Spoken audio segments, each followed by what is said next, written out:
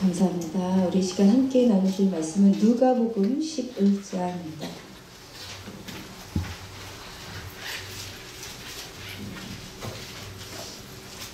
누가복음 11장.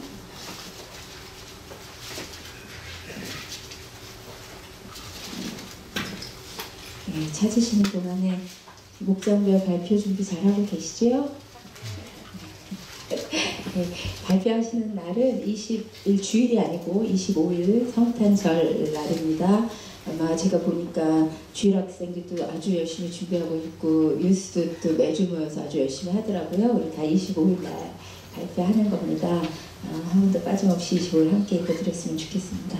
우리 누가복음 11장 1절에서 4절 말씀 다 같이 한 목소리로 읽겠습니다. 시작. 예수께서 한 곳에서 기도하시고 마치심에 제자 중 하나가 여짜오되 주여 요한이 자기 제자들에게 기도를 가르친 것과 같이 우리에게도 가르쳐 주옵소서. 예수께서 이르시되 너희는 기도할 때에 이렇게 하라. 아버지여 이름이 거룩히 여김을 받으시오며 나라가 임하시오며 우리에게 날마다 일용할 양식을 주시옵고 우리가 우리에게 죄 지은 모든 사람을 용서하오니 우리 죄도 사하여 주시옵고 우리를 시험에 들게 하지 마시옵소서 하라. 아멘. 아멘. 오늘 우리가 함께 나눌 말씀은 우리가 잘 알고 있는 주기도문입니다. 그죠? 주기도문 거의 다 외우시죠? 그죠? 주기도문 이제 많이들 하는 거니까. 그런데 이 주기도문이 이렇게 이름만 들었을 때는 주님의 기도문처럼 들리는데 사실 주님이 하신 기도는 요한복음 17장에 있는 돌아가시기 전에 하신 대제사장적 기도나 아니면 십자가에 잡히기 전에 감람산에서 주님 할 수만 있으면 이 잔을 내게서 옮겨 주십시오. 그런 기도가 주님이 하신 기도이고요.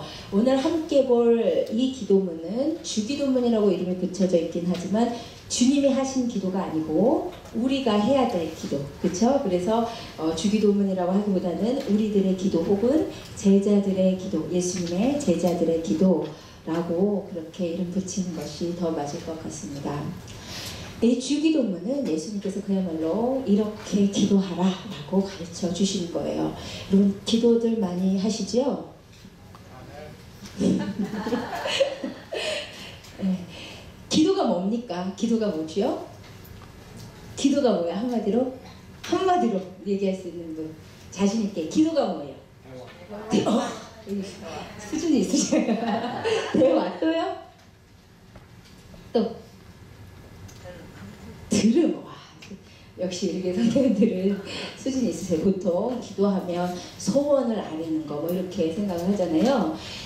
그런데 제가 오늘 또 주기도문을 다시 묵상하면서 참 저희 어머니께 감사했던 것이 뭐냐면 이 주기도문에 대해서 제가 그렇게 깊이 묵상하기 전에 어머니가 가르쳐 주신 기도가 이게 주기도문 주님께서 하라고 하신 그 기도의 정석을 그대로 가르쳐 주셨더라고요.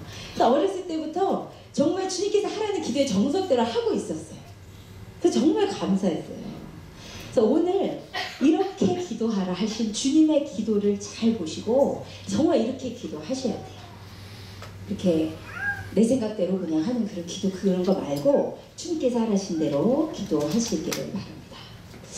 그러면 주기도문이 도대체 뭔가 하는 거죠. 아까 제가 주기도문을 외우세요 했는데 보통 우리가 예배 때 보면 주기도문 암송하는 시간이 있고 구역예배 같은 거 드릴 때 그냥 끝내기 조금 어색하니까 주기도문으로 마치시겠습니다 하고 주기도문 하고 하시기 때문에 거의 다 교회를 다니면 주기도문을 아세요. 우리 교회에서 신앙생활을 시작하신 분은 아마 이제 주기도문 잘 모르실 거예요. 우리 교회에서 이제 주기도문을 외우는 시간이 없으니까. 근데 만약에 주님께서 주기도문을 우리에게 주신 뜻이 그렇게 같이 모여서 암송하라 이 뜻이었다면 당연히 우리 교회도 그런 순서를 가져야죠. 그런데 사실 주기도문을 우리에게 주신 뜻은 그렇게 우리에게 달달달달 외우라고 주신 것은 아닙니다. 여러분 많은 경우에 물론 그 주기도문은 우리가 그것에 우리의 인격을 담아서 뜻을 깊이 묵상하면서 암송하면 나쁠 것이 없지요. 그런데 보통은 그냥 그냥 별로 뜻에 대한 묵상 없이 그냥 하늘에 계신 우리 아버지 막 해가지고 되게 나라 건설과 약속의 영원히 있사옵나이다 아멘 이렇게 같이 이렇게 주문 외우듯이 이렇게 끝을 내는데, 만약에 그렇게 그 뜻에 대한 묵상 없이 달달달달 외우게 된다면 이것은 주님께서 하지 말라고 하신 주문부언하는 기도, 주문 외우는 기도가 되는 거예요. 여러분, 주문은 누구 앞에서 외우죠? 주문을 외우는 종교의 특징이 있습니다. 그게 뭐죠? 그 대상이 죽어있다 이거예요. 누가 살아있는 사람 앞에서 똑같은 말을 달달달달 반복하겠어요. 그쵸? 불쌍이니까 연불 외우고 있는 거예요. 우리는 살아계신 하나님께 인격적으로 대화하기 때문에, 그것이 기도이기 때문에 아무런 그 인격적인 고백 없이 달달달달 외우는 것은 하나님을 우상 취급하는 거예요. 하나님을 죽으신 취급하는 거란 말이에요. 아시겠죠? 그러면 주기도문은 우리에게 도대체 뭐 하라고 주신 것이냐? 주기도문이 뭔지를 먼저 알아야 돼요. 그 주기도문의 성격이 우리가 읽은 1절에 사실은 나타나요. 주기도문의 성격, 우리 1절을 같이 읽으십니다. 시작! 예수께서 한 곳에서 기도하시고 마치심에 제자 중 하나가 여짜오되 주여, 요한이 자기 제자들에게 기도를 가르친 것과 같이 우리에게도 가르쳐 주옵소서. 바로 이 구절이 주기도문의 성격을 알려주는 구절이에요. 여러분이 다 아시다시피 예수님께서 이 땅에 오셨을 때는 이스라엘이 로마의 압제 가운데 있었어요. 그렇죠? 그래서 이스라엘 사람들이 왜 우리가 하나님의 선민인데 하나님의 선민으로서의 지위를 이렇게 상실하고 이렇게 로마의 압제 가운데 있을까? 그것을 고민하면서 신앙적으로 회복해보자, 각성해보자 한 신앙적 각성운동, 부흥운동들이 많이 있었어요. 여러분이 아시는 게 있어요. 그게 뭐죠? 예전에 설명드렸죠? 그 운동 중에 하나가 여러분이 잘 아시는 바리새파 운동이요 했는데, 바리새파가 뭐라 그랬죠? 왜 우리가 이렇게 로마의 압제 가운데 왜 이렇게 이방의 포로가 되었을까? 성경을 연구해봤더니 우리가 율법을 안 지켜서 그렇구나. 그래서 율법을 잘 지키기로 결심하고 자기들끼리 모여서 우리는 구별된 자야, 우리 율법을 잘 지킬 거야, 그렇게 모여서 파를 이룬 것이 바리새파. 그죠? 그 하나의 신앙 각성 운동이에요. 그리고 또 무슨 파도 있었냐면 에세네파, 혹시 들어보셨어요? 혹은 에센파. 이 파는 뭐냐면 어떻게 해야 우리가 신앙을, 우리 선민으로서의 지위를 회복하고 메시아를 우리가 기다릴 수 있을까? 우리가 완전히 이 세상과 격리되어서, 세상과 분리되어서 금욕적인 삶을 살아야겠다 하고, 이 사람들은 쿰란 동굴이라는 곳에 모여서 완전히 금욕적인 생활을 했어요. 그런 파도 있었고, 그런 파 중에 또 어떤 파도 있었냐면 세례요한 파도 있었어요.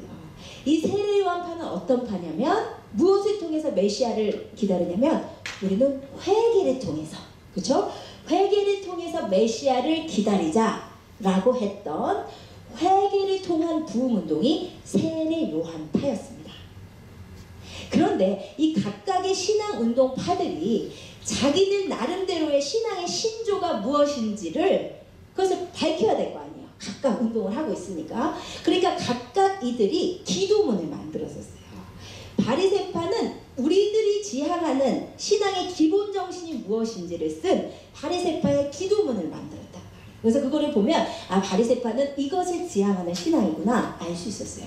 또 에세네파는 에세네파 나름대로 자기들의 신앙의 정신을 담은 기도문을 만들었고, 심지어 세례요한파도 자신들의 신앙의 지향을 담은, 기본 정신을 담은 세례요한파의 기도문을 만들었단 말이에요. 그래서 그거를 제자들에게 가르쳤단 말이에요.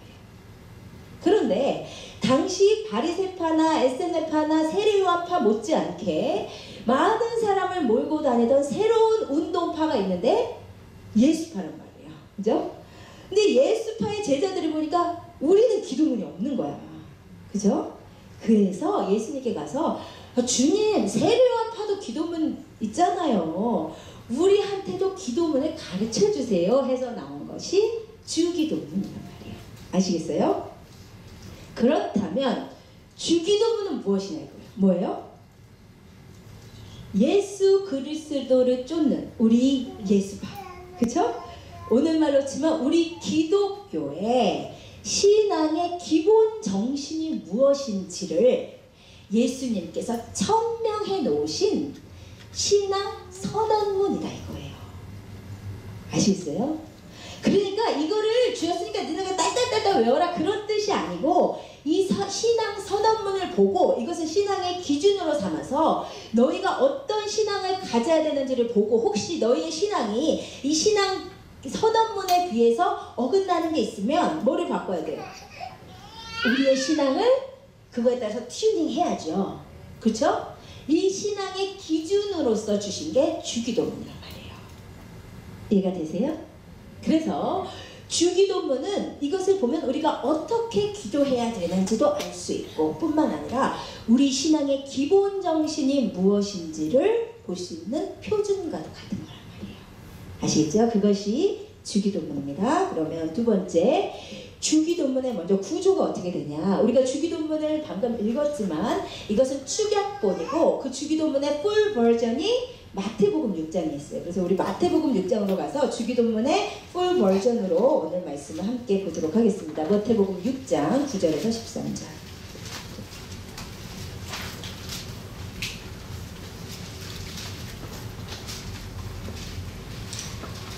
마태복음 6장 9절에서 13절 주기도문의 풀 버전 같이 읽겠습니다. 시작. 그러므로 너희는 이렇게 기도하라.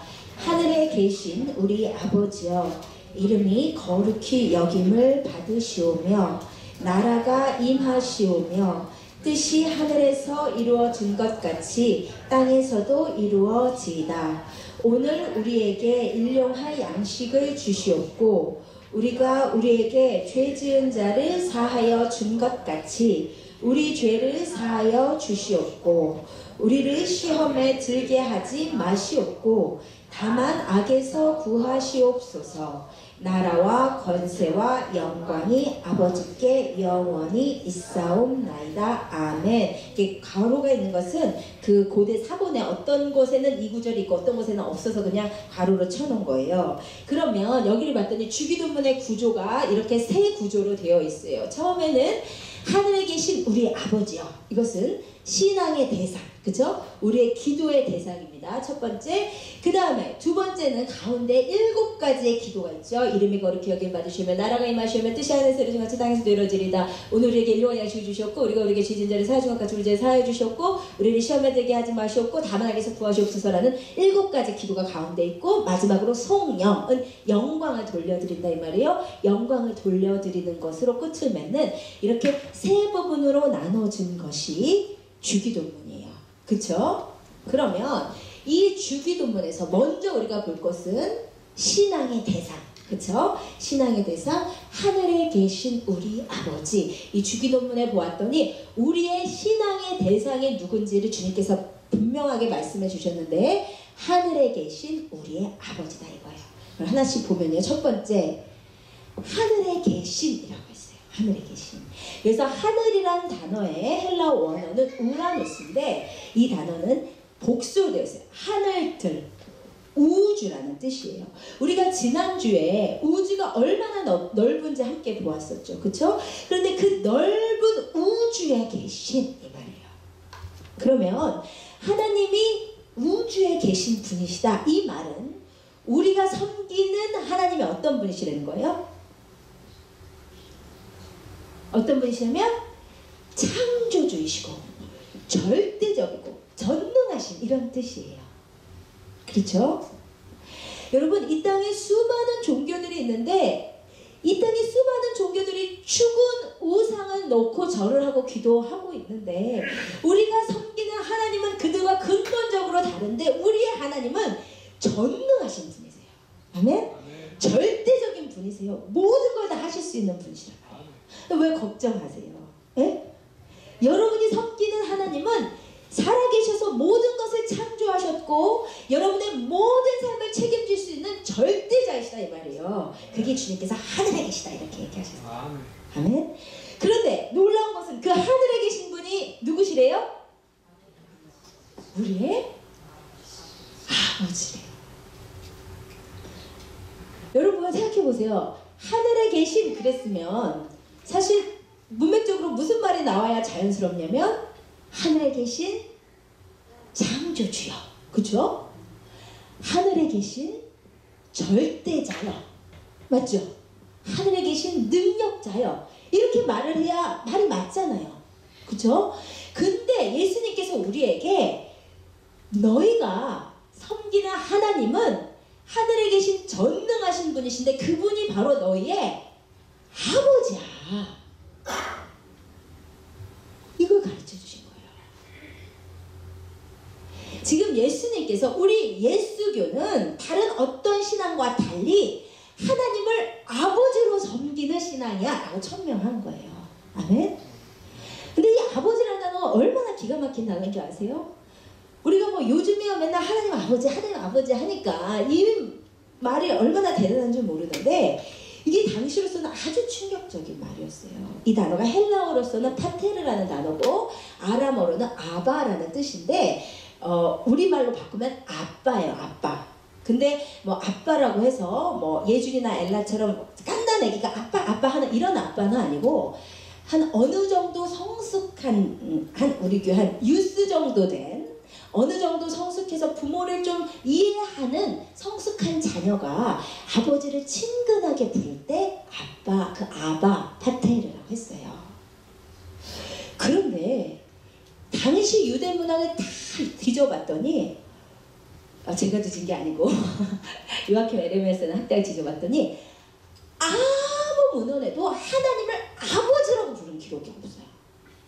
그 당시 그 누구도 하나님이 물론 구약에 하나님이 이스라엘의 아버지라고 계시를 하셨기 때문에 어느 정도 막연하게나마 개념은 있었어요. 하나님의 아버지다. 근데 그 당시에 그 누구도 하나님을 진짜 아버지라고 생각도 못했고 그분을 아버지라고 부를 생각조차 못했단 말이에요. 그런데 예수님이 말씀하시기를 우리 예수교는 뭐가 다르냐? 우리의 신앙의 근본 정신은 뭐가 다르냐? 하나님이 우리의 아버지다. 우리는 그럼 뭐예요? 그분의 자녀.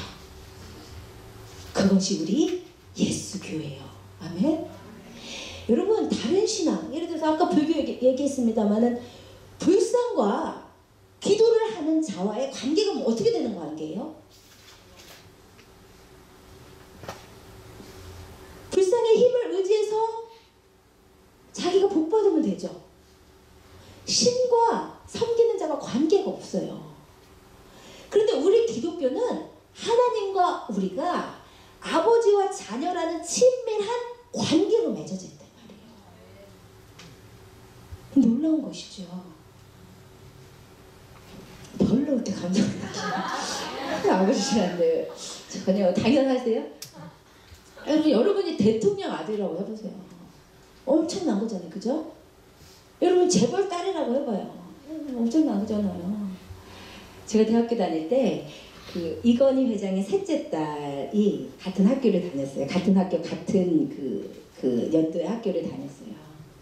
그래서 수업도 같이 들었어요. 근데 그 학생이 이렇게 들어오면 이러면 제가 이건희 딸이래. 왜들 그랬을까요? 부러워서. 재벌 딸이니까 부러워서. 재벌 딸만 돼도 그렇게 세상에 부러움을 사는데 여러분은 우주를 창조하신 하나님의 아들딸입니다. 진짜예요. 참 비극적인 일이지만 그 딸이 자살을 했어요. 자살을 했는데 재벌의 딸도 그 돈 많은 한때 한국 여성부호 3위였던 그 딸도 자살을 하는데 우리 아버지는 살아계셔서 우리의 모든 것을 간섭하시고 인도하시고 우리에게 좋은 것을 아낌없이 주시는 아버지란 말이에요. 여러분이 섬기는 아버지가 그 자녀. 대단한 은혜입니다. 대단한 권세예요. 여러분 그래서요 주기도문을 보면요 사실 이게 한국어로 번역되어 있다 보니까 오늘날 우리에게 일용할 양식을 주시옵고 나라에 임하시옵시며 이렇게 옵시고 이렇게 극존칭의 청유형 종결 어미를 써가지고 마치 이렇게 종이 주인한테 비는 것 같은 그런 기도로 인식이 되는데 이게 원문에는 그렇게 안 돼 있어요. 원문에는요 뻔뻔스러운 욕으로 돼 있어요. 아버지 일용할 양식 줘요 이거예요. 이거 원문이 진짜로. 그러면 여기에서 알 수 있는 이렇게 기도해라 첫 번째는 뭐냐면 여러분 기도는요 하나님한테 막 구걸하듯이 하는 거예요. 막 두려워하면서 이렇게 하는 게 아니고 자녀의 권세를 가지고 자신 있게 담대하게 뻔뻔하게 요구하는 거예요. 그게 주기도문이라니까요. 우리 하나님 자녀니까 자신 있는 거예요. 누가 자녀가 엄마한테 와서 엄마 오늘 아침밥 좀 해주시면 안 될까요? 이렇게 해요? 안 하잖아, 그죠? 그게 얘기야. 주기도문은 너 하나님 자녀야. 모든 눈에 넣어도 안 아픈 자녀야. 너를 위해서 다 좋은 걸 주고 싶어. 그러니까 자녀의 권세로 하나님께 요구하라 이거예요. 그게 주기도문입니다. 아멘. 네, 세 번째, 하늘에 계신 아버지가 누구요? 하늘에 계신 아버지가 이거 봐, 이거 마음 안 드시니까 말씀 안 하셨잖아요. 우리 아버지.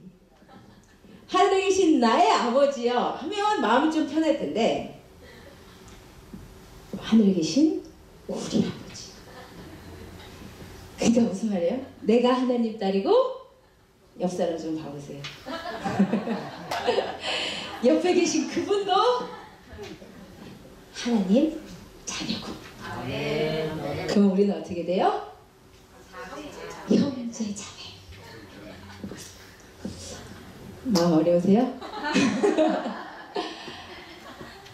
내가 이 사람하고 도저히 형제자매 안 될 것 같아서 우리 교회는 안 되겠고 다른 교회로 가보자 하면 이거는 이 교회만 형제자매라는 게 아니고 한 아버지를 모신 모든 교회. 지난주에 성탄 찬양제 갔지만 그냥 다 처음 뵙는 분이지만 뒤에서 그 예배 드리시는 모습들이 얼마나 귀한지. 하나님 안에서 형제 자매니까. 어느 노부부가 이렇게 두 손을 들고 하나님 찬양하는데 너무 아름다우시더라고요. 우리 다 하는 형제 자매. 그러니까 그분을 피해 가시려 하지 마시고 이래서 사랑하시고. 형제 자매면 주님이 진짜 원하시는 게 있어요. 같이 읽으십시다. 시작. 새 계명을 너희에게 주노니 서로 사랑하라. 내가 너희를 사랑한 것 같이 너희도 서로 사랑하라. 너희가 서로 사랑하면 이로써 모든 사람이 너희가 내 제자인 줄 알리라. 아멘. 부탁이에요. 주님의 부탁. 서로 사랑하라. 제가 아라를 잘못할 때가 많지만 항상 혼내는 것은 아닌데 잘못할 때 반드시 혼내는 게 있어요. 그게 뭐냐면 엘라를 때릴 때. 그때 진짜 마음이 안 좋아. 그래서 진짜 혼을 내요. 그런데 언제 그렇게 둘이 볼 때 예쁘냐면 둘이 서로 사랑할 때, 그 고사리 같은 손을 둘이 의지하고 걸을 때. 며칠 전에 너무 피곤한데 애들이 잠을 안 자요. 절대 잠 안 자. 그래서 너네 알아서 해. 엄마 너네 자든 말든 몰라. 나는 잘 거야. 하고 이렇게 눈을 감고 자는 척을 했어요. 그랬더니 엘라가 때는 이때다 하시는 거죠. 둘이 놀기 시작하는데 얼마나 신나게 노는지. 둘이 안고 엘라가 알한테 올라타고 뭐 킥킥킥킥하고 뭐 자기 딴에는 엄마가 모른다고 생각하는데 쉬쉬 막 하면서 둘이 노는 모습을 보는데 너무 그게 아름다운 거예요. 너무 감사한 거예요, 진짜. 그래서 시편에 형제가 연합하여 동거함이 얼마나 아름다운가. 그 시편의 기사가 이해가 되더라고요. 정말 너무 감사하다. 정말 엄마로서. 근데 우리 하늘아버지가 그러시단 말이에요. 하늘아버지가 우리 형제 자매들이 하나가 되어서 사랑하는 것을 보면 너무 그게 귀해요. 그거 좀 믿어요, 정말. 여러분, 힘을 다해 사랑하세요. 사랑스러워서 사랑하는 거 아니고 명령이시니까 사랑하시고, 혹시 여러분이 의도적이었다 의도적이지 않든 우리 형제자매를 상처 입히셨으면 가서 용서를 구하세요. 여러분이 잘했건 잘못했건 그건 중요하지 않고 상처 입힌 건 일단 잘못한 거. 그러니까 가서 용서를 구하시고 우리가 다 하나가 되어줘요. 이게 형제자매인데 한 지체인데, 여러분 우리 지체에서 어느 한 부분이 잘려 있어 봐요. 온몸이 다 아프잖아요. 마찬가지예요. 우리들이 이 가운데 어떤 관계 하나만 잘려 있어도 온 공동체가 다 아픈 거예요. 아시겠어요? 그리고 정말 사랑하기 힘들더라도 힘을 다해 사랑하시고 그것을 자꾸 훈련 받으시면서 나를 부인하는 법도 배우고 내가 성장해 가고 주님의 계획입니다. 우리는 한 아버지를 섬기는 형제 자매심을 기억하시기 바랍니다. 아멘. 우리가 지금까지 함께 주기도문의 구조에서 신앙의 대상했어요. 하늘에 계신 절대자이신 우리 아버지를 함께 했어요. 그럼 두 번째, 7가지의 기도를 볼 거예요. 성경의 7이라는 숫자는 언제나 완전수입니다. 그렇죠? 그 7가지 이 기도가 완전한 기도다 이 말이에요. 아시겠죠? 근데 7가지 기도가 가만히 봤더니 또 세 부분으로 나뉘어요. 어떻게 나눠지냐면 처음에 3개, 이름을 거룩히 여김 받으시면 나라가 임하시면 뜻이 하늘에서 이루어진 것까지 땅에서도 이루어지다. 처음에 3개는 뭘로 나눠지나 봤더니 이게 아버지의 영광을 구하는 기도더라고요. 그리고 뒤에 3개도 또 묶여요. 어떻게 묶이냐면 이것은 자녀다운 삶을 위한 기도예요. 그래서 위에 3개, 밑에 3개로 나눠요. 그리고 중간에 오늘 우리에게 일용할 양식을 주시옵고 이게 중간에 딱 있어요. 아시겠죠? 이 세 부분으로 나눠요. 그러면 이 중에 첫 번째, 아버지의 영광을 구하는 3개의 기도를 보겠습니다. 첫 번째는 이름이 거룩히 여김을 받으시오. 이 기도 하시는 분. 아멘. 맨날 내 건강, 맨날 내 은행 잔고, 맨날 내 자식 보고 말고 요 기도. 하나님, 주님의 이름이 거룩히 여김을 받기를 원합니다. 그럼 이 기도 왜 할까요? 왜 할까요? 우리가 자식이니까 하는 거예요. 아시겠어요? 만약에 우리가 섬기는 신과 우리가 관계가 없고 그냥 신의 힘을 통해서 내가 잘 먹고 잘 사는 게 목적이라면, 그런 기복신앙이라면 이게 뭐가 필요가 있겠어요? 그쵸? 근데 우리는 그런 죽은 기복신앙 종교가 아니고 살아계신 하나님을 아버지로 섬기는 자녀라니까요. 우리는 아버지와 자녀의 인격적 관계. 그러다 보니까 자녀니까, 아버지를 사랑하니까 아버지의 이름을 귀히 여기는 거예요.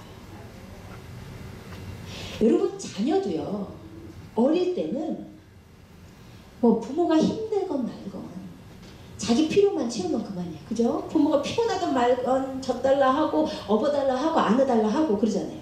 근데 자녀도요, 조금 성숙하고 나면은 부모를 생각하기 시작해요. 그쵸? 아니요. 일반화 시키지 마세요. 한드니까 생각해요. 자녀도 부모를 생각하기 시작해요. 얼마 전에 제가 이제 EM들이랑 얘기를 하고 있었어요. 근데 제가 이제 31살에 미국에 온 영혼이 이게 발음이 같지가 않지요. 지들이랑. 특히 제가 절대 안 되는 발음이 있어요. 근데 아무리 고쳐줘도 제가 듣기에 똑같고 뭐가 내가 잘못된지 모르는. 근데 이게 W 발음이에요. would, hard would, hard would. 그래서 제가 would 발음이 잘못됐대요. 뭘 잘못된지 모르겠어요. 근데 이제 그날도 이제 막 영어로 얘기를 하다가 제가 이제 또 이제 W 발음이 나와서 이제 잘못하니까 애들이 막 이제 웃고 나보고 또 해보라고 하고 막 장난치고 나도 뭐 놀림 당해주고 이러고 있었죠. 근데 옆에서 누가 내 손을 지그시 잡아요. 이렇게 봤더니 아라야. 아라가 애틋한 표정으로 엄마가 상처받았을까봐 이렇게 지그시 손을 잡고 저를 보고 있어요. 그러더니 나중에 저는 잊어버렸는데, 나중에 둘이 화장실 갈 때 엄마한테 엄마 영어 잘해. 나 엄마 영어 잘하던데? 엄마가 엄마를 벌써 생각해 주는 거야. 선생님 그런 얘기. 자녀가 어릴 때는 부모 생각 안 하지만 자녀니까, 부모를 사랑하니까, 성숙하니까 부모 생각해요. 마찬가지로 우리가 신앙이 어릴 때는 뭐 아버지의 이름 이런 거 관심 없죠. 그 아버지의 구원 사역 이런 관심 없어요. 그저 기도해서 내 자식 잘 되면 되고, 그저 기도해서 내 성적 올리면 되고, 그저 기도해서 내가 좋은 데 실장가 가면 되는데, 그렇게 하나님을 이용하면서 신앙생활을 하는데 그 가운데서 나를 위해서 이용당해 주시는 그 하나님의 사랑, 그것을 느끼고 깨닫고 경험하면서 주님 앞에 성장해 가다 보면 어느 순간 우리가 조금 철이 들어요. 그래서 아버지 하나님이 귀해져요. 그래서 그분의 이름이 존귀해지고, 우리 아버지가 얼마나 좋은 분인데 이 세상에서 그 아버지의 이름이 땅에 떨어져 있어요. 그런데 자식의 기도는 주님의 이름이 거룩히 여김 받기를 원하네요. 우리 자식은 이런 기도를 합니다. 아멘. 두 번째, 나라가 임하시오며. 그래서 나라가 뭐지요? 우리 누가 보면 계속 했으니까 나라 모르면 안 돼요. 그래서 평지설교에서도 나왔고, 주를 향하여 달리자에서도 나왔고, 나라가 뭐라고 그랬어요? 나라는 무슨 개념?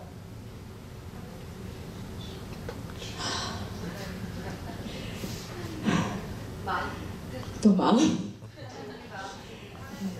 제가 일주일 동안 얼마나 열심히 설교 준비를 한 줄 아시면 여러분 이러시면 안 돼요, 진짜. 제가 주중에 사역을 활발히 못하는 그 죄송한 마음을 하나로 다 모아서 내가 잠도 안 자고 이거를 하는데, 이거 몇 번 나왔어요. 나라가 뭐예요? 나라가 진짜 모르세요? 통치의 개념, 통치. 하나님의 나라가 임해주시라는 것은 하나님의 통치가 임해주시라는 개념이에요. 처음 들어보세요?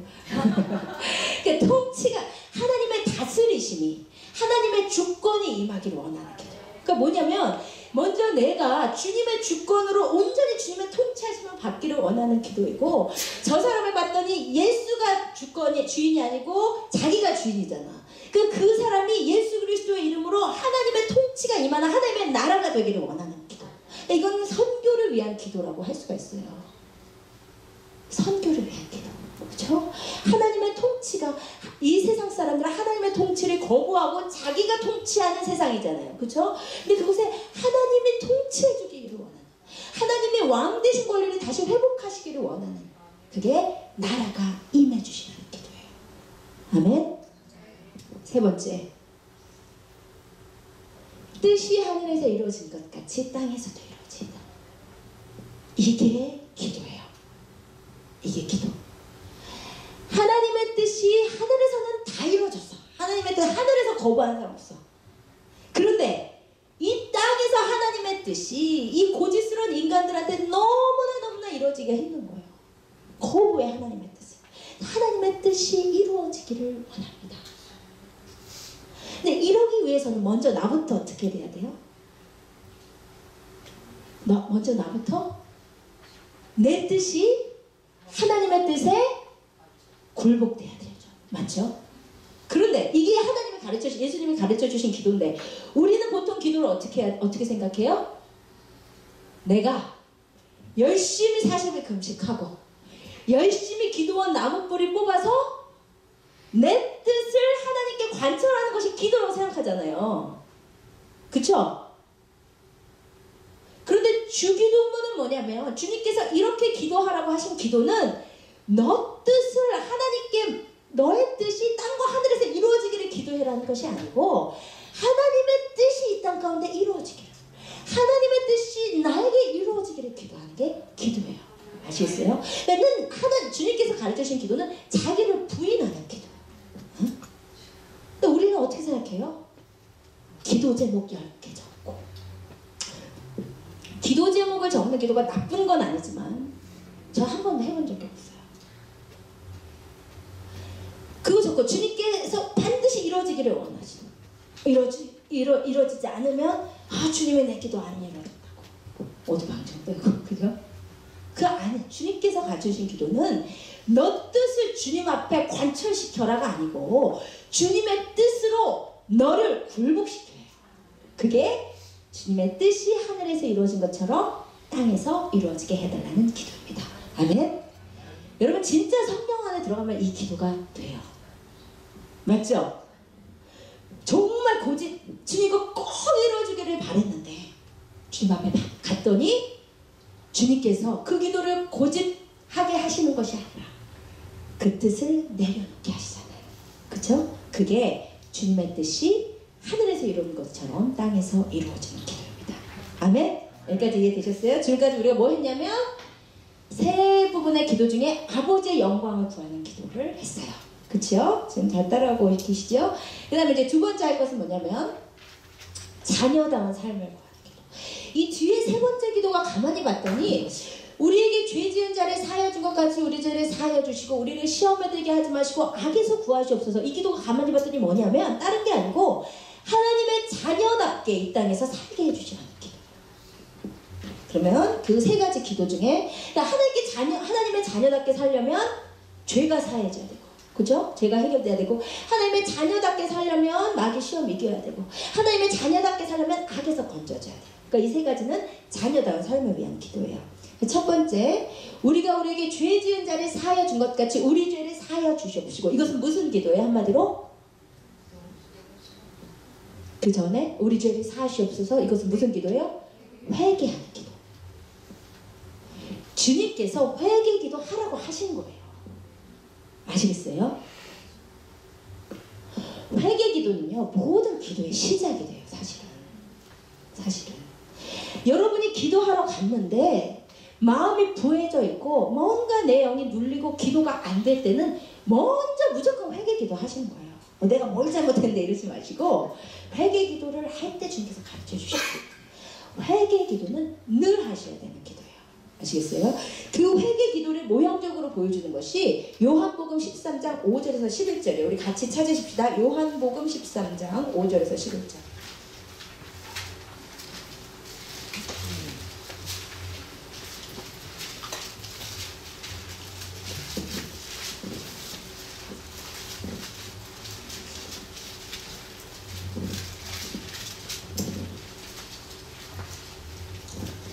요한복음 13장 5절에서 11절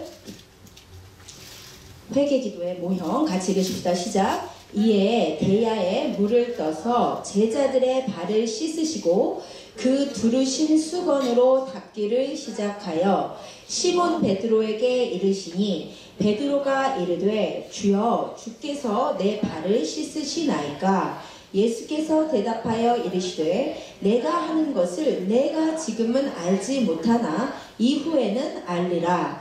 베드로가 이르되 내 발을 절대로 씻지 못하시리이다. 예수께서 대답하시되 내가 너를 씻어주지 아니하면 내가 나와 상관이 없느니라.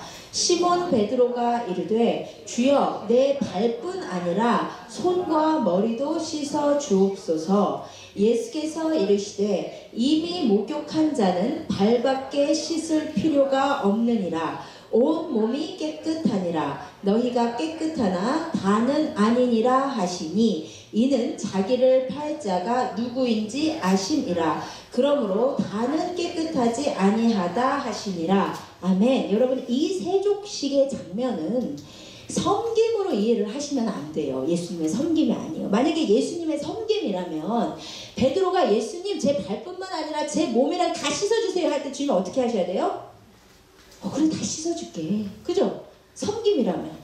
그죠? 근데 그때 주님께서 뭐라고 하셨어요? 10절 예수께서 이르시되 이미 목욕한 자는 발밖에 씻을 필요가 없느니라. 온 몸이 깨끗하니라. 너희가 깨끗하나 다는 아니니라. 이러잖아요.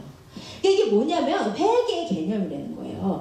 그러니까 12명의 제자 중에 11명은 예수 그리스도를 구주로 영접해서 온 몸이 목욕한 상태인데 살다 보면 주님의 자녀들도 죄를 짓잖아요. 그 죄는 발 좀 더러워진 죄라 이 말이에요. 그 죄도 계속 예수님 앞에 와서 씻어야 된다 이 말이에요. 회개예요, 회개. 아시겠어요? 그러나 한 명은 다는 아니니라. 가룟 유다는 아직 목욕도 안 했다 이 말이에요. 아시겠죠? 이게 회개의 모형이에요. 그러니까 여러분 우리가요 예수 그리스도를 구주로 영접한 그 순간 여기는 모형적으로 물이지만 예수 그리스도의 보혈의 공로로 우리가 목욕을 한 존재가 돼요. 그래서 본질상 진노의 자식이 하나님의 자녀로 신분이 완전 바뀌어요. 여러분 그게 신분이 완전 바뀐 존재들이에요. 이게 너무 당연하게 감동이 없으시면 안 되는데 본질상 진노의 자녀들이 예수 십자가 공로 때문에 온몸을 목욕하고 주님의 자녀가 됐단 말입니다. 아멘. 정말 엄청난 은혜거든요. 그렇지만 그런데 살다 보면 죄 자꾸 짓잖아. 막 뭐 미워도 하고 욕심도 부리고 의심도 하고 뭐 욕도 하고 이렇게 죄를 짓는데 그 죄는 발이 더러워진 죄 정도야. 근데 그 죄도 예수님 앞에 와서 예수 그리스도의 보혈의 공로로 자꾸 씻어야 된다 이 말이에요. 이게 회개예요. 이걸 반드시 하셔야 되는 이유가 여러분이 이거를 안 하면 하나님과 나 사이에 죄감이 막히면 하나님은 죄가 있는 곳에 거룩하시기 때문에 임재를 안 하세요. 그래서 이게 관계가 안 돼요. 아까 기도가 대화라고 그러셨는데 내가 주님 앞에 기도를 하는데 대화가 안 된다. 주님이랑 관계가 안 된다라고 하면 먼저 회개부터 시작해. 내가 주님 앞에 무엇을 잘못했어? 주님 가르쳐 주시옵소서. 내가 모르겠으면 주님 앞에 구하면서 먼저 회개를 하시란 말이에요.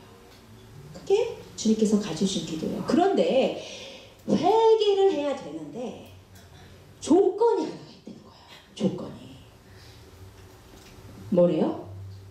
우리가 우리에게 죄 지은 자를 용서해 준 것 같이. 그러니까 여러분 물론 우리의 온몸을 목욕하는 그쵸? 예수 그리스도의 보혈의 공로로 본질상 진노의 자녀가 하나님의 자녀로 바뀌는 데는 아무런 조건이 없어요. 그저 예수 그리스도의 보혈의 공로를 믿기만 하면 돼요.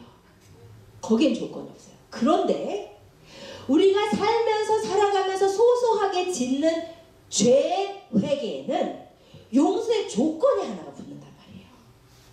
그게 뭐냐면 나에게 죄 지은 자를 내가 용서해줘야 돼요. 그게 우리가 읽은 요한복음 13장의 14절이잖아요. 14절 같이 읽으십시다. 시작. 내가 주와 또는 선생이 되어 너희 발을 씻었으니 너희도 서로 발을 씻어주는 것이 옳으니라. 아멘. 여러분 용서 안 하신 분 계세요?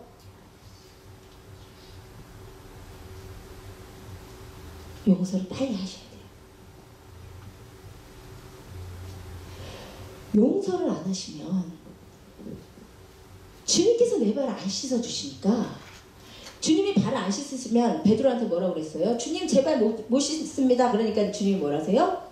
그럼 너랑 내가 상관이 없다. 무서운 말씀이죠. 회개가 안 되면 죄의 담이 막히면 하나님과 내가 상관이 없는 자가 됩니다. 무서워요. 근데 내가 남의 발을 씻어줘야 주님은 내 발을 씻어주신다니까요.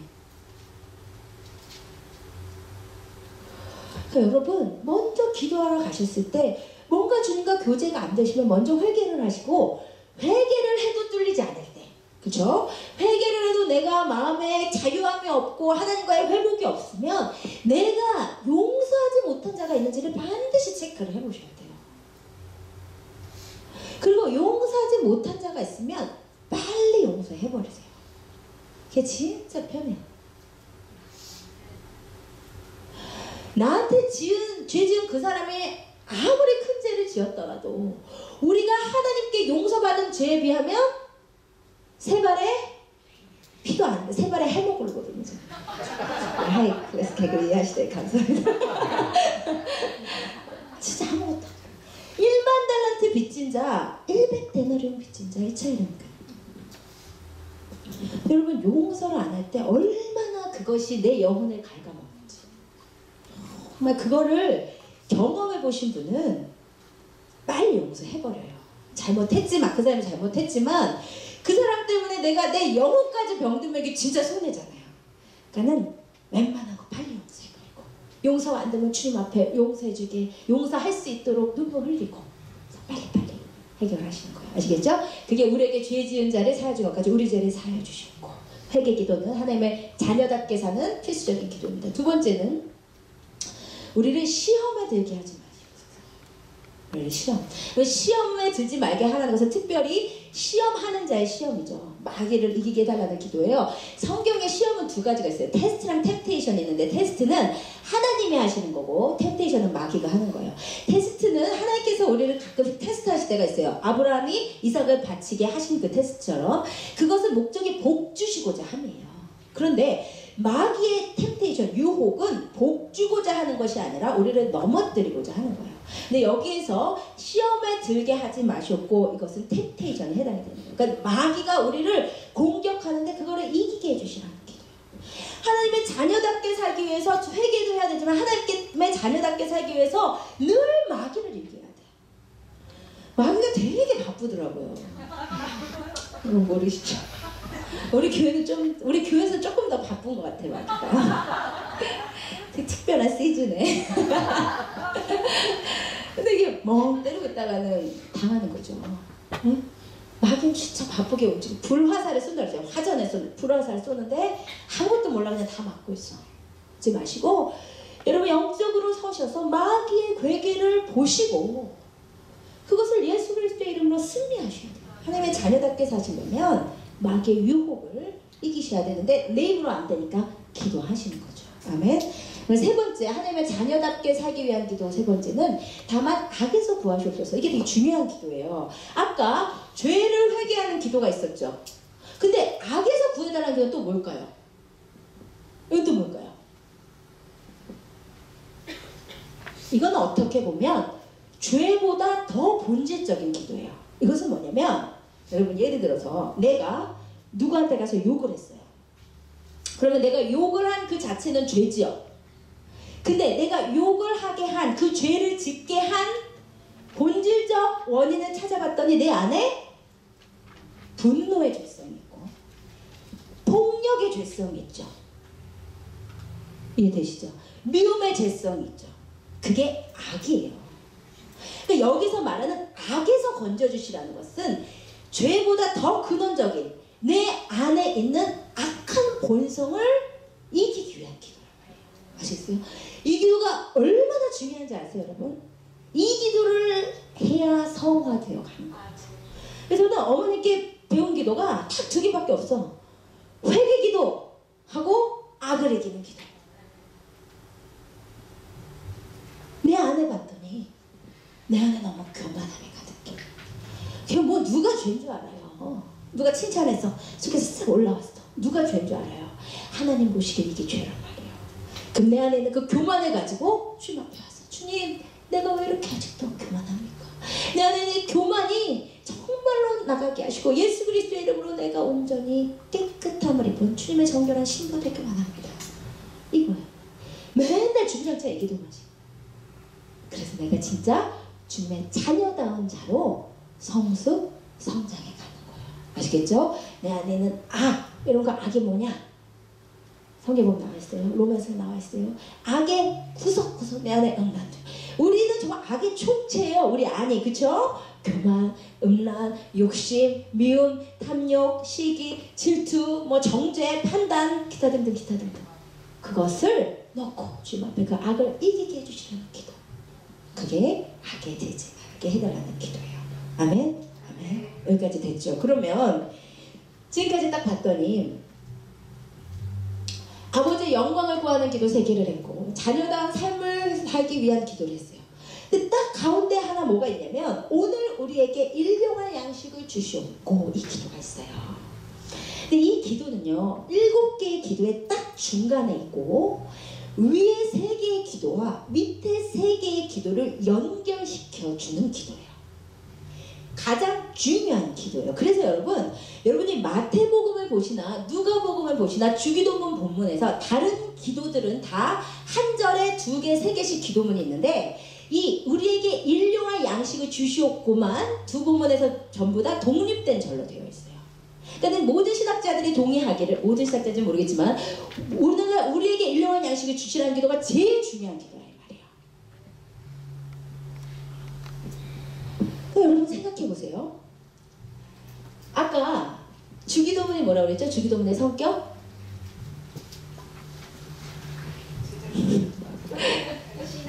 예, 맞아. 감사합니다.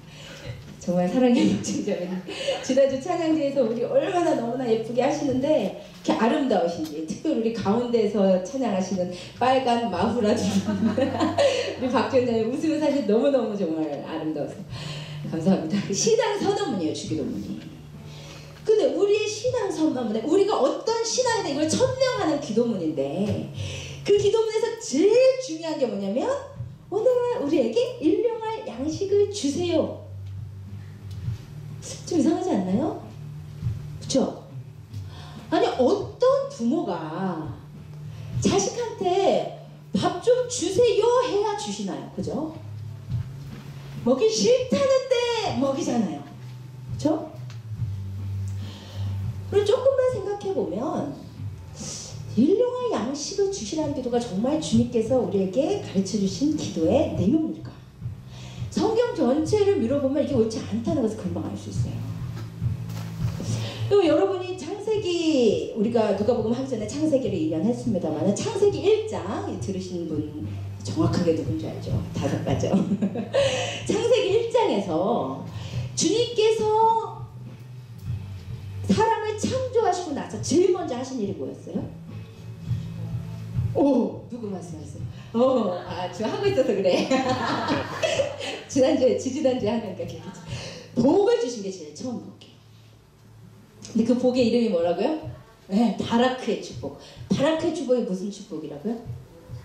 네, 이것은 내가 하나님의 자녀라는, 아버지와 자녀라는 올바른 관계 가운데 들어오면 아버지로서 당연히 쏟아 부어주시는 축복이 바라크의 축복이에요. 근데 그것이 창세기에 봤더니 사람을 만들고 제일 처음 하신 일이 그 바라크의 복을 주신 거예요. 그러니까 여러분, 우리 자식들이 우리한테 밥 달라 안 해도 우리가 부모니까 자식이 내 집에 있는 한 부모로서 할 수 있는 모든 것을 공급하잖아요. 맞죠? 그게 바라크의 축복이란 말이에요. 그러면서 주님께서 창세기 1장 29절에 뭐라고 그러시냐면, 내가 씨 맺는 모든 채소와 열매 맺는 모든 나무를 너희에게 먹을 거리로 주노라. 사람이 먼저 요구 안 했는데 주님이 먼저 내가 먹을 거리 다 준 거예요. 이미 창세기 1장에서 창조 시에. 그러니까 우리는 먹을 거리 구할 존재가 아니에요. 자녀로서의 신분을 회복하면 하나님이 당연히 쏟아 부어주시죠, 먹을 거리는. 그쵸? 그리고 또 보세요. 마태복음 6장 25절 같이 읽으십니다. 시작. 내가 너희에게 이르노니 목숨을 위하여 무엇을 먹을까, 무엇을 마실까, 몸을 위하여 무엇을 입을까 염려하지 말라. 공중의 새를 보라. 심지도 않고 거두지도 않고 창고에 모아들이지도 아니하되 너희의 하늘 아버지께서 기르시나니 너희는 이것들보다 귀하지 아니하냐. 그러므로 염려하여 이르기를 무엇을 먹을까, 무엇을 마실까, 무엇을 입을까 하지 말라. 이는 다 이방인들이 구하는 것이라. 너희 하늘 아버지께서 이 모든 것이 너희에게 있어야 할 줄을 아시느니라. 이게 주님 말씀이에요. 너희 뭐 먹을까, 뭐 입을까, 뭐 이런 거 구하지 마. 내 자녀잖아. 그건 이방인들이 구하는 거지, 하나님의 아버지가 아닌 이방인들이. 그렇게 분명히 말씀하신 주님께서 우리 신앙의 선언문에서 제일 중요한 기도의 내용으로, 그치만 매일매일 먹을 거 구해라 이러시지 않으셨을 거란 말이에요. 그쵸? 그렇다면 오늘날 우리에게 일용할 양식을 주셨고 그것이 무슨 뜻인지를 잘 아셔야 돼요. 원문을 보면 톤, 아르톤, 헤몬, 톤, 에피우시온, 도스, 헤민, 세메론 이렇게 돼 있어요. 이게 무슨 말이냐면 우리의 그 떡을 우리에게 오늘 일용할 양식을 주세요 이렇게 되어 있는데, 먼저 여기서 아르톤이라고, 이렇게 요 아르톤 이게 떡이에요. 그러니까 우리말로 하면 떡, 영어로는 빵 이 말이죠. 그러니까 떡을 주세요. 아시겠죠? 조심하세요. 떡을 주세요 이 말이에요. 떡을 주세요. 근데 여기 봤더니 이게 톤이 붙어 있어요. 톤. 이게 톤이 영어로 더, 한국말로 그란 뜻이에요. 그 떡을 주세요 이렇게 되어 있어요. 그래서 보통 떡이 아니고 매일매일 우리 밥 주세요 이 말이 아니고, 뭔가 특별한, 너희가 알고 있는 특별한 떡이 있는데, 빵이 있는데, 밥이 있는데 그걸 달라고 기도하는 말이에요. 근데 중요한 거는 뭐냐면 이거예요. 에피우시온. 이게 뭐냐면 이거 에피우스는 이 단어가 일용할이라고 번역을 했는데 일용할이 아니에요. 원래 에피우스라는 단어의 뜻은 내일에라는 뜻이에요. 또 원문은 어떻게 되냐면 오늘 우리에게 내일의 그 떡을 주세요 이 말이에요. 근데 무슨 말인지 모르겠죠? 오늘 내일의 떡을 주세요. 이게 무슨 말인지 모르겠으니까 의역을 하면서 오늘 내일의 떡을 달라고 그랬으니까 매일매일 떡을 구하라는 의미로 해석을 해서 일용할이라고 의역을 한 거예요. 근데 이게 죄송합니다. 어떻게 했죠? 그런데 이게 의역이기 때문에 여러분이 마태복음의 주기도문에 보시면 한번 보실래요? 마태복음 6장 다시 가볼게요.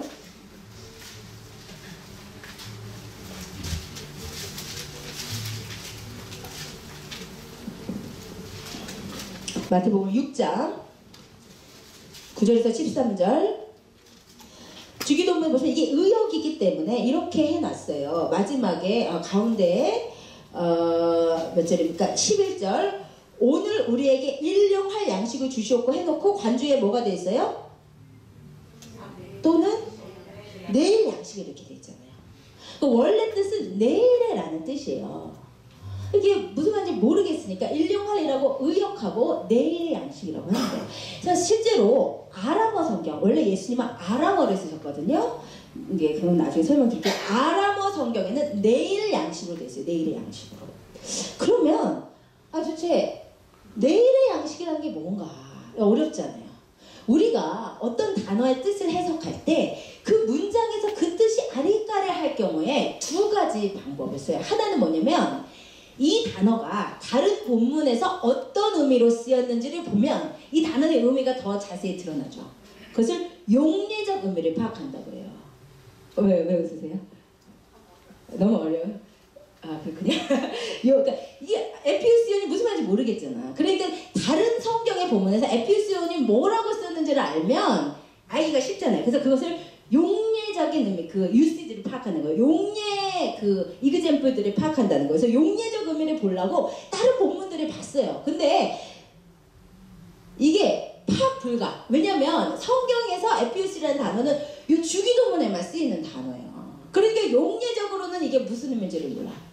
근데 또 한 방법이 있어요. 용례적 의미가 파악이 안 될 때는 또 한 방법 뭐가 있냐면 이 단어의 어근, 어원이 무엇인지를 보는 거예요.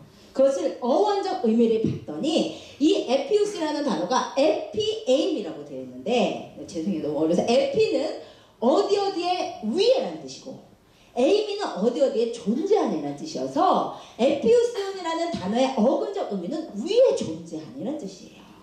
네, 끝났어요. 어려운 거 되셨어요? 그 무슨 말이냐면 오늘날 우리에게 일용할 양식을 주세요. 그러니까 매일같이 밥 먹을 거 구하라는 의미처럼 우리가 들리는데 그 말이 아니고 하나님의 백성들에게 오늘 우리에게 위에 존재하는 하늘에 존재하는 그 떡을 내려주세요. 이 의미란 말이에요. 이해되셨어요? 그러면 하나님의 백성들이 위에 존재하는 떡을 얻어 먹은 적이 있어요. 언제죠? 만나. 그렇게 보면 내일이라는 의미가 이해가 돼요. 만나가 평소에는 오늘의 떡만 얻어 먹었지만 안식일 전날에는 오늘 내일의 떡을 얻어 먹었잖아요. 그쵸? 그러니까 이 말은 하나님의 백성들이 먹었던 만나를 오늘 우리에게 주세요. 이 말이에요. 이해되십니까? 그러면 만나가 구약 백성들이 먹었던 만나가 우리에게는 무엇이냐? 같이 읽으십시다. 마지막에 시작. 예수께서 이르시되 내가 진실로 진실로 너희에게 이르노니 모세가 너희에게 하늘로부터 떡을 준 것이 아니라 내 아버지께서 너희에게 하늘로부터 참떡을 주시나니 하나님의 떡은 하늘에서 내려 세상에 생명을 주는 것이니라. 그들이 이르되 주여 이 떡을 항상 우리에게 주소서. 예수께서 이르시되 나는 생명의 떡이니 내게 오는 자는 결코 줄이지 아니할 터이요 나를 믿는 자는 영원히 목마르지 아니하리라. 아멘. 하늘에 존재하는 그 떡이 누구래요? 예수 그리스도. 나는 생명의 떡이니 누구든지 나를 먹는 자는 결코 목마르지 않는다. 줄이지 아니하리라. 아멘. 그러면 오늘 우리에게 일용할 밥 주세요, 일용할 옷 주세요, 고기도 하라는 것이 아니라 그것은 이방인들이 구하는 거야. 걱정도 하지 마. 여러분, 렌트비 이런 거 걱정도 하지 마세요. 구하지도 마세요. 진짜 뭐 그런 기도 제목에는 하지 마요. 주기도문에 구하라는 것 딱 한 가지예요. 예수 그리스도를 구하는 거예요. 참 생명이신 예수 그리스도가 나에게 풍성하게 부어지면 목마르지도 않고 배고프지도 않고, 주님께서 나의 모든 것을 책임지시잖아요. 살아있는 주님께서 나와 함께 하시니까 그 풍성한 삶으로 초대를 해주시는데 더 뭘 구하겠어요. 아멘. 주기도문에서 우리가 하나님의 영광을 구하는 기도와 이 땅에서 자녀답게 사는 기도를 연결해주는 유일한 우리의 기도 제목은 딱 하나. 예수 그리스도가 오늘 나에게 충만해야 돼.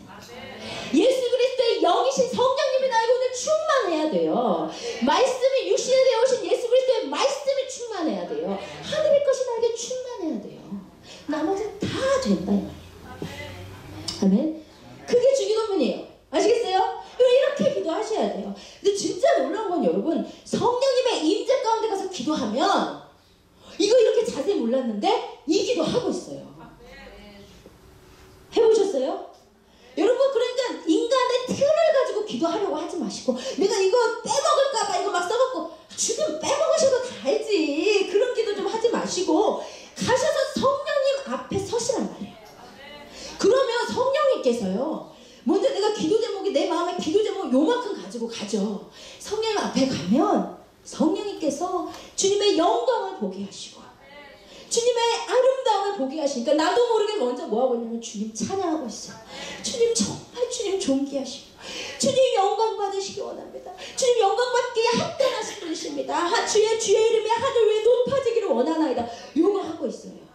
근데 그러다 보면 주님께서 내 죄들을 막 깨닫게 하시고 내가 잘못한 거 막 생각나게 하시고 막 회개하기 시작하는 거죠. 내 안에 악들 다른 사람 몰라도 얼마나 우리가 더럽습니까? 그 악들 자꾸 주님 앞에 내가 그래서 울게 되는 거예요.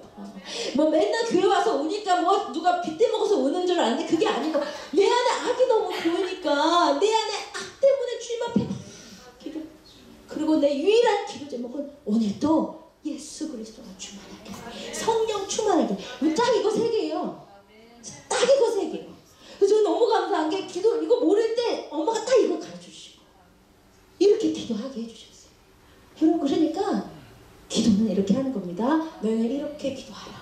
아버지의 자녀된 권세로 배그하는 게 아니고 두려워하면서 주님이 내 집 꾸짖으실까봐 나가는 이런 거 아니에요. 자신있게 자녀로서 나아가셔요. 그래서 주님께서 인도하시는데 오늘 또 성령의 충만한 예수 그리스도가 내 안에 충만하게 부어줘서 용서하고 사랑하고 감당해낼 수 있는 힘 주시라고 이렇게 기도하시기를 원합니다. 아멘. 우리 시간 함께 일어나셔서 우물가의 여인처럼 난 구했네. 헛되고 헛된 것들. 그때 주님 내게 하신 말씀, 내 세매와 생수를 마셔라. 이것입니다. 여러분, 헛되고 헛된 것들 구하지 마세요. 아버지가 다 아셔요. 물론 정말 우리가 구해야 될 때는요, 성령님께서 깨닫게 해주세요. 소원을 두고 역사하실 때가 있어요. 그때는 기도 제목 막 하게 하실 때 하시면 돼요. 막 우리 자녀를 놓고 기도하게 하시고 막 남편을 놓고 기도하게 하시고 막 사업을 놓고 기도하게 하시고 그렇게 하실 때 그렇게 하는 거예요. 아시겠죠? 근데 그거 뭐 소원이 다 나쁘다는 것이 아니라 일단 요게 되면 성령님이 나머지는 다 채우시는 거예요. 아시겠죠? 우리 시간 정말 주님 앞에 서십시다. 우물가의 여인이요, 많고 많은 남자를 5이나 만나고 6번째 남자도 만족을 못하고 있었어요. 근데 주님께서 내 샘에 와서 나를 마시라고 말씀하셨습니다. 우리 주님을 사모하시면서 지나보십시다. 우물가의 여인처럼 난 구해. 주님 앞에 집중해 보십시다.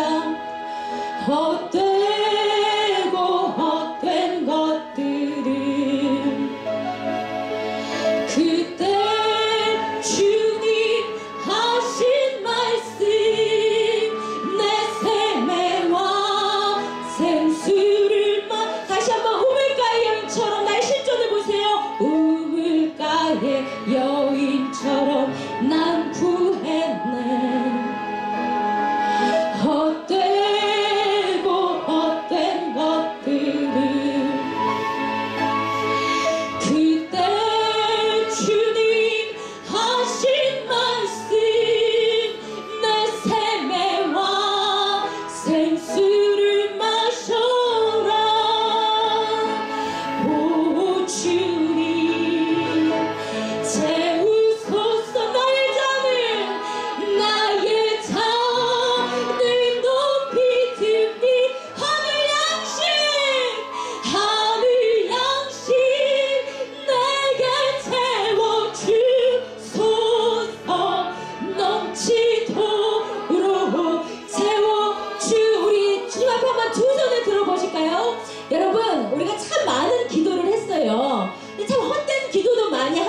같아요. 근데 우리가 정말 해야 될 유일한 기도는 주님 하늘 양식으로 나를 채워주시옵소서, 성령님으로 나를 채워주시옵소서, 예수 그리스도로 나를 채워주시옵소서. 그러면 주님께서 다 감당하실 것인데 주님께서 내가 살 수 없는 삶을 살게 하실 것이에요. 여러분 그것을 믿고 의지하며 주님 앞에 나아가셔서 구하십시다. 주님 하늘 양식으로 나를 채워주시옵소서. 우리 그렇게 사모하시면서 이제 정말 구하면서 보실 때 이제 성령님 바라보시고 주님 하늘 양식 채워주세요. 주님이 구하라